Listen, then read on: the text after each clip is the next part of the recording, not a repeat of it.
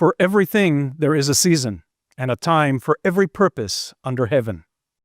As all eyes are waiting on Iran, developments there are lingering in the background. Much is happening in Gaza while the moral decay of Western NGOs and media continues to be exposed. We are left with many pieces in a puzzle, and I will connect them for you today. I know everyone is anxious about Iran, but just like in real life, I will get to Iran later. I want to start with Gaza, though. A time to rend and a time to sow. Israel's cabinet secretary, Yossi Fuchs, made a very interesting statement this week, which in effect laid out the next phase of Israel's policy in Gaza. According to Fuchs, the government has now set a 60-day deadline for Hamas to disarm. If that doesn't happen voluntarily, the IDF will move in to complete the task. And until demilitarization is achieved, Israel will not advance any reconstruction efforts or voluntary relocation plans. This declaration sets the stage for determining where things stand and what comes next. To help understand the current situation in Gaza, the military and strategic implications of this new phase, the logic behind the current agreement, and the challenges ahead, I want to share an interview from Galei Israel Radio. Hosts Erez Tadmor and Shai Goldstein spoke with Brigadier General in Reserves Erez Wiener. Wiener, a senior expert on military and security affairs at the Jerusalem Institute for Strategy and Security, explains that from the outset, Israel had two possible paths for dealing with Gaza after October 7th. The first was full military solution, conquering the Strip, establishing a military government, and taking direct responsibility for all civilian affairs. But he says that both the previous chief of staff and the current one strongly opposed that option. They warned that it would be enormously costly, extremely complex, and would take a very long time to implement.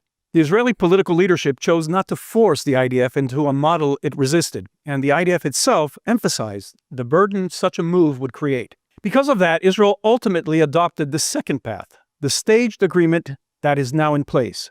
Wiener stresses that the agreement is far from perfect and contains many problematic elements. But given the constraints, it is the best arrangement Israel could realistically reach. He describes the agreement as operating on a strict give and get basis. Israel does not move to the next stage unless Hamas fulfills its obligations in the current one.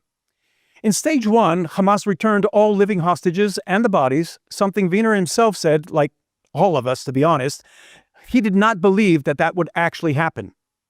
But the combination of Trump's pressure on the mediators, Israel's military pressure, and Israel's continued physical presence in large parts of Gaza created conditions in which Hamas felt that it was compelled to comply with. Now comes stage two, which Wiener calls the critical stage, the disarmament of Hamas. He is honest with his assessment. He says the chances of Hamas truly disarming are very low. But he stops short of calling it impossible because precisely that he was surprised earlier by Hamas's compliance with stage one. He notes that Hamas is now trying to maneuver, pretending to accept a technocratic government, pushing for a new police force and administrative structures that would quietly absorb its own operatives, and attempting to play games with the return of weapons. According to Wiener, Israel's job, together with what he calls the excellent cooperation with the United States, is to ensure Hamas cannot deceive or outmaneuver the agreement. He also emphasizes that reconstruction has not begun. Despite public statements made a few weeks ago about moving to Stage B by Witkoff, not a single piece of reconstruction material has entered Gaza. Israel is holding firmly onto that line. Any rebuilding will only begin in areas that the IDF has fully cleared, cleaned, and secured. And even that remains theoretical until demilitarization is achieved. Meanwhile, Israel News Channel 14 reported that in the north of Gaza, where Israel is not positioned, security officials are warning that Hamas's underground network is far from being dismantled. Significant tunnel infrastructure remains untouched, and in the central refugee camps, the situation is even worse, with many tunnels still in the same condition they were before October 7th. The most troubling assessment is that Hamas has developed a rapid tunnel rebuilding system that outpaces the IDF's ability to locate and destroy them. So while we're evaluating these details about the situation in Gaza, President Trump said on Sunday that members of his newly created Board of Peace have pledged $5 billion towards rebuilding Gaza and will commit thousands of personnel to international stabilization and police forces for that territory. The pledges will be formally announced when board members gather in Washington on Thursday for their first meeting, he said. The 2026 JNS International Policy Summit will take place April 15th through the 17th at the Waldorf Astoria in Jerusalem, Israel. Register today at jnssummit.org and use the coupon code JNSTV. That is JNSTV, one word, to receive 20% off all tickets. I look forward to seeing you here in Jerusalem. A time to keep and a time to cast away. We are not alone on the playing field, as you can see. Hamas is still very active. The Hamas has no intention of honoring the agreement and no remorse for what it did on October 7th.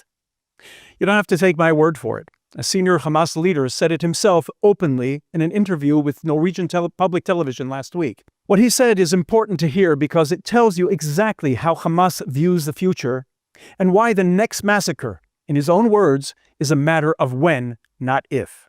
In that interview, Osama Hamdan, one of Hamas's most senior officials, laid out the organization's positions. He stated outright that Hamas has no intention of putting down its weapons, no intention of withdrawing from Gaza, and no intention of ending its war against Israel. He denied the documented massacre of civilians on October 7th. He blamed Israel for the killings at the Nova Festival and insisted that Hamas would continue what he called the resistance. When asked directly whether Hamas would attack Israel again, if given the opportunity, Hamdan didn't hesitate. He confirmed that they would. He said the situation is different now, but promised that the fighting would continue. He emphasized that Hamas still sees itself as an essential part of the Palestinian people and that it will do its best to continue the war on their behalf. Hamdan also made it clear that Hamas's 10,000 armed police officers are not going anywhere. In Hamas's vision, these forces would simply operate under a so-called technocratic committee, effectively embedding Hamas's armed presence inside any future governing structure in Gaza. And when pressed on what it would take for Hamas to actually disarm, his answer was clear. Hamas would only lay down its weapons if Israel withdrew completely to the 1967 lines, including Jerusalem, granted a full right of return to all Palestinian refugees the world over, and guaranteed that Israel would never again take military action against them. In other words, the end of the State of Israel as we know it today. The most disturbing moment, though, came when Hamdan addressed the events of October 7th. He claimed with a straight face that Hamas did not kill civilians, and that the massacre was merely an Israeli claim. This despite the overwhelming evidence, the video documentation, and Hamas's own footage. A time to keep silence and a time to speak. Hamas refusing to disarm and relinquish control while operating from within civilian infrastructure wreaks harm upon the Gazan civilians themselves. Doctors Without Borders announced this week that it has suspended several medical operations at the Nasser Hospital in Khan Yunis, one of Gaza's last major functioning hospitals. The reason wasn't because of Israeli strikes, a lack of supplies, or due to overcrowding. It was because armed, masked men were roaming the hospital compound. Doctors Without Borders staff and patients reported intimidation, arbitrary arrests of patients, and even suspected movement of weapons inside the facility. These are not accusations made by Israel or claims presented by the IDF. These are the words of Doctors Without Borders themselves, one of the international NGOs who for years covered up Hamas atrocities while being openly critical of Israel throughout the war. Doctors Without Borders said that the presence of gunmen created serious security threats to both staff and patients, forcing them to halt non-critical services. They didn't identify the armed groups, of course, and Hamas remains the dominant force in the areas not under Israeli control. But the Associated Press, who reported on the event, found it necessary to hint at what they want you to believe by stressing that the war has also produced new militias, factions, and armed groups, some of them even backed by Israel, in the zones that it controls. Anything but the obvious. Nasser hospital staff said that the facility has been attacked repeatedly in recent months by masked gunmen and militias, despite the presence of Hamas police. And in response, the Hamas-run Interior Ministry now says that it will deploy more police to secure the hospitals, which in practice means that more armed Hamas personnel will be inside these medical facilities. International law gives hospitals special protection, but that protection is lost when combatants use them to hide fighters or to store weapons in. The statement by the Doctors Without Borders makes it clear that this is exactly what is happening. This is the reality on the ground. a collapsed medical system, armed groups operating inside hospitals, the direct consequence of a Gaza still ruled by armed terrorists, and a Hamas leadership that openly says that the war is far from over. And all of this is happening under a ceasefire that exists mostly on paper. It's interesting to look at the AP report because it ends, of course, with once again quoting the Gaza Hamas-run health ministry statistics, which claim that the overall Palestinian death toll from the war is at least 72,000. And I quote, "The ministry, part of the Hamas-led government, maintains detailed casualty records that are seen as the generally reliable by the UN agencies and independent experts. It does not give a breakdown of civilians and militants. Militants have carried out shooting attacks on troops, and Israel says its strikes are in response to that and other violations." What you have here is moral equivalency, whitewashing Hamas actions, and the fact that it is a terrorist organization, and lending credibility to terrorist casualty numbers. But I digress. Let's go back to this topic. The crisis, though, doesn't end just with the Doctors Without Borders. It extends to the entire NGO ecosystem operating in Gaza. This week, Israel's Ministry for Diaspora Affairs announced that Oxfam will cease operations in Gaza in February 2026.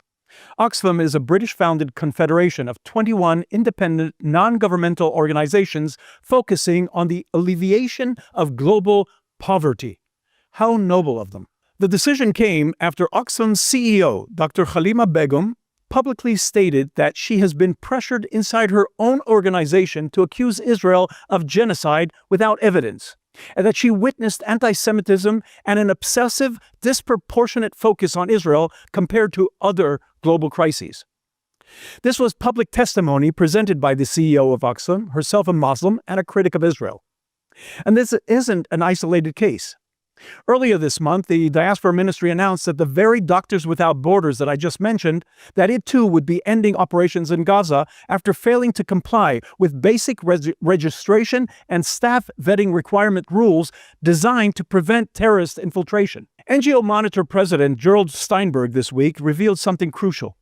For 20 years, certain NGOs had been preparing to use the term genocide against Israel. The war in Gaza simply gave them the pretext they had been waiting for. According to Steinberg, these organizations share a pattern: a political demonization of Israel, an obsession with Israel, a tendency to reinforce each other's messaging until it becomes an accepted fact. He points out that Oxfam is not a small charity, but a global political actor with enormous influence on public opinion and UN discourse. When its own CEO says that organizations use the term genocide before waiting for evidence or legal review, it raises serious questions about their neutrality.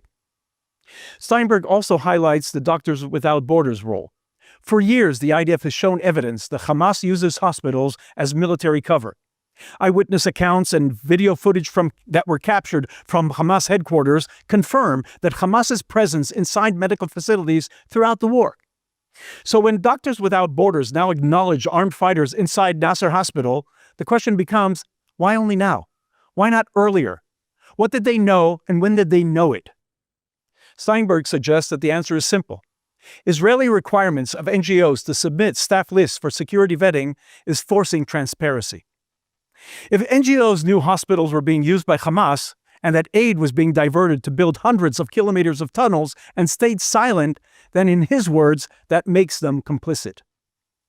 This is the humanitarian reality in Gaza today, and it has been such for years. Armed groups inside hospitals, NGOs compromised by internal politics, and a system that has blurred the line between aid and activism. The deception is not only by NGOs. This has been the norm of the main post-World War II international bodies that were created to fight the very tyrannical organizations they ended up funding and covering for. This is one of the central obstacles to any real recovery or reconstruction of Gaza. All of this, the armed men in hospitals, the NGOs that looked the other way, the international organizations that spent years preparing political campaigns instead of protecting civilians, the media outlets that repeat their talking points without question. They are all covering for an organization that did horrible, inhumane things to human beings. Former Israeli hostage Arbel Yehud spoke about her experience with Hamas, as well as with regular Gazans, in an interview this week. More than a year after her release, and 4 months after reuniting with her partner Ariel, she still cannot speak openly about what she endured during her 482 days in Gaza. She calls it a closed suitcase, something too painful to open even now. Arbel and Ariel were kidnapped together on October 7th. They were beaten, assaulted, dragged from their home, and separated 3 hours after entering Gaza. Ariel spent 738 days in captivity. Arbel spent 482 days, most of them entirely alone. When Ariel was released in the October hostage deal, the two finally sat together, and he realized he knew nothing about what she had gone through. He described the moment as a punch to the stomach, like the world had collapsed. He fainted from the shock. Arbel says that she held everything inside, waiting for the day she could tell him, but neither of them is ready. What broke her silence now was hearing from fellow hostage Romi Gonen describe the sexual abuse that she suffered. Arbel said that she recognized every detail because what Romi endured, she herself endured almost every day for 482 days. She revealed that she was held in complete isolation, starved, subjected to psychological, physical, and sexual abuse, beaten so severely that her ribs were broken, interrogated and pressured to convert to Islam, surrounded by hostile, abusive civilians and even children who had been raised into violence. Where were the NGOs, the women's rights organizations, the media cowards, and the Doctors Without Balls organizations while this was happening? She attempted to end her life 3 times, believing that there was no other escape. On the day of her release, she walked alone into a crowd of hundreds of armed Hamas men, the only woman in a sea of green headbands, terrified but determined to survive long enough so that she will see Ariel again. Today, both of them say that they're still fighting against trauma, sleepless nights, flashbacks, and the loss of their home in Nir Oz. Since I came back, Arbel says, I haven't really come back to life. These NGOs help lay the groundwork for the slanderous, defamatory campaign now being waged against the state of Israel. A wave of hate so vicious that it not only challenges the Jewish people's very right to self-determination, but has normalized open hate against Jews wherever they are. And none of this should surprise anyone when the Secretary General of the United Nations, Antonio Guterres himself, sent a message of congratulations to the Iranian regime on the anniversary of the 1979 Islamic Revolution, describing it as an opportunity to reflect on the country's path and its contribution to the international community. A regime that funds terror, murders its own citizens, and openly calls for Israel's destruction is being praised by the head of the United Nations. This is the same organization that never misses a chance to condemn Israel, yet has a long and troubling history of embracing brutal leaders, from hosting an armed Yasser Arafat to rolling out the red carpet for Muammar Gaddafi. Imagine their disappointment when they discovered that Admiral General Aladdin was only a fictional character and was not available to speak with them at the UN. At this point, the UN might be better off finding an island to indulge its obsessions. I hear that St. James Island in the West Indies is on the market right now. It is these organizations, along with Western media, that gave legitimacy and have encouraged the rise of the virtue-signaling putzes around the world, those who have turned Israel into a pariah nation, a target of their hateful venom. And all of them, together with the Saudi and Qatari Muslim Brotherhood financial support, have given Hamas and murderous regimes the legitimacy to carry out their atrocities because of their warped, perverted values. So no wonder you have people in England walking around marking the homes of Jews while virtue signaling of how righteous they are with the made-up cause of how much they care for the Palestinians. We in Israel have seen this kind of moral blindness before. Many of the Israelis who live near Gaza devoted years to helping their neighbors in Gaza. They drove Gazan children to Israeli hospitals for treatment, even though Gaza had more than 35 hospitals of its own. They gave the Gazan parents jobs, employed them in their communities, and believed that human connection would overcome hatred. And yet, on October 7th, those very communities had their own homes marked by the same people that they supported. And those marks became targets. Entire families were slaughtered by the very Gazans that they tried to help. It's a painful reminder that good intentions are not always met with goodwill, and that moral posturing abroad often ignores the brutal realities we have faced here. Then we have this perverted, gremlin doppelganger parade his colors at the All-Star game. It's a new way for douches and has-beens to be relevant and appear intelligent. Never has a single one of them ever worn the flag of Nigeria or Sudan or mentioned a single atrocity committed by Islam around the Middle East and Africa. But they all single out Israel. They are all experts over what they are told Israel has done. Not to mention this conspiracy theorist, flat earth believing, Islam following, blacks are the real Hebrews loser, who in his pathetic attempt at virtue signaling proved at our point that the fact that someone wears a press vest doesn't make them a real journalist. And just like they've done with this poser, Hamas knows how to manipulate Western principles and values and play the sick hate permeating of Western societies against Jews for their murderous intentions. You go on feeling good about yourselves, condemning Israel and Jews for whatever you want, but we here are fighting this abomination of jihadist Islam. And you can make up excuses for why they're justified in doing whatever they are doing to us. But this is spreading all around you. You are the Sunday people. You are the proverbial frog cooking slowly in boiling water while ignoring the Islamic threat that first they come for the Saturday people, then they come for the Sunday people. Even those who dress up in sanctimonious schmattes. But there is a deeper cultural issue here. None of these failures happen in a vacuum. They emanate from a worldview that has removed itself from the moral foundations that shaped the modern West. Israeli influencer Dalia Laub Suter shared an interesting post on social media in which she describes the decline of the West, and particularly the intellectual left, as follows. It turns out, she says, that when you look over time, that those who cast off the Judeo-Christian faith and the culture that grew from it, the Enlightenment, the science, the Judeo-Christian morality, they do not liberate themselves into some higher self-generated moral agency. In most cases, everything that emerges in opposition to Western culture ends up aligning perfectly with evil. According to her, the only value this new secular faith grants its followers is absolute self-certainty, a conviction in their own moral superiority so total that it leaves no room for doubt, humility, or self-examination. And once someone worships their own righteousness, she says, their thinking becomes circular, self-justifying, and ultimately indistinguishable from the very evil they believe that they are fighting. And when you look at the way international systems have responded to Hamas, the excuses, the euphemisms, the whitewashing, it's hard not to see exactly what she means.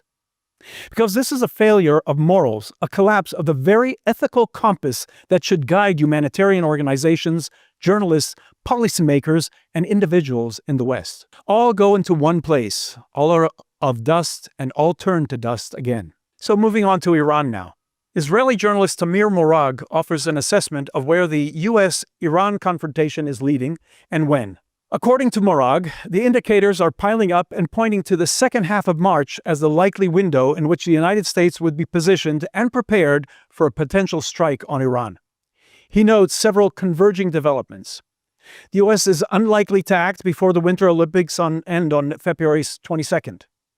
The aircraft carrier USS Ford and its strike group are due to reach the Eastern Mediterranean within 2 weeks. A second carrier, the USS Bush, has reportedly been ordered to prepare for deployment and would arrive around mid-March. He says that this creates a rare overlap. 3 U.S. aircraft carriers, the Ford, the Bush, and the already deployed USS Lincoln, operating simultaneously under CENTCOM. Morag explains that this configuration gives the U.S. the ability to launch an exceptionally powerful air campaign with hundreds of sorties per day, even before counting on American bombers in the regional bases or an Israeli participation. He adds that this timeline also gives President Trump the political space to demonstrate that he attempted diplomacy with Iran, even though the gaps between the sides make an agreement highly unlikely.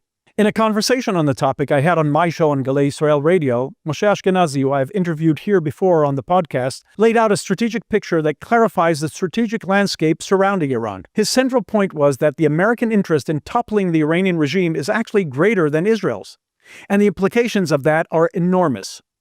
Ashkenazi explained that if the Iranian regime were to fall into pro-American hands, the United States would suddenly gain direct and indirect influence over nearly all of the Persian Gulf energy resources.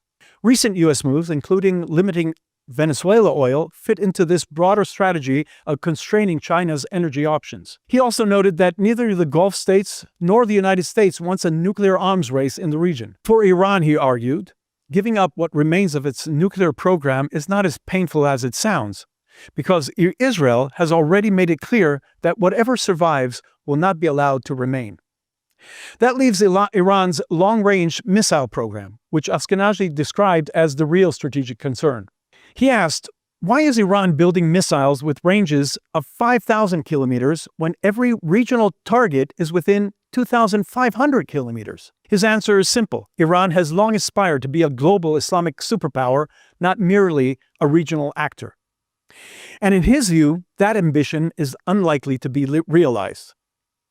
So the clock is slowly ticking down to perdition for the Iranians. And now, let's take a look at things in Israel. I don't usually talk about the internal political debate here. It can be sometimes too complex to clarify on a short podcast. But the request by U.S. President Trump that Israeli President Herzog offer Netanyahu a pardon in his trial in Israel has made the issue a matter of public debate, especially after Trump called Herzog out last week, stating that the people of Israel should really shame him for not letting Netanyahu off the hook. On this issue, Israeli social media commentator Dina Dromi stated that President Trump may be acting with good intentions, but he doesn't fully grasp the deep undercurrents of Israeli society. She wrote that President Herzog will not grant Netanyahu a pardon for one simple reason. His fear of the Supreme Court Justice, Yitzhak Amit, is greater than his respect for the president of the most powerful country in the world.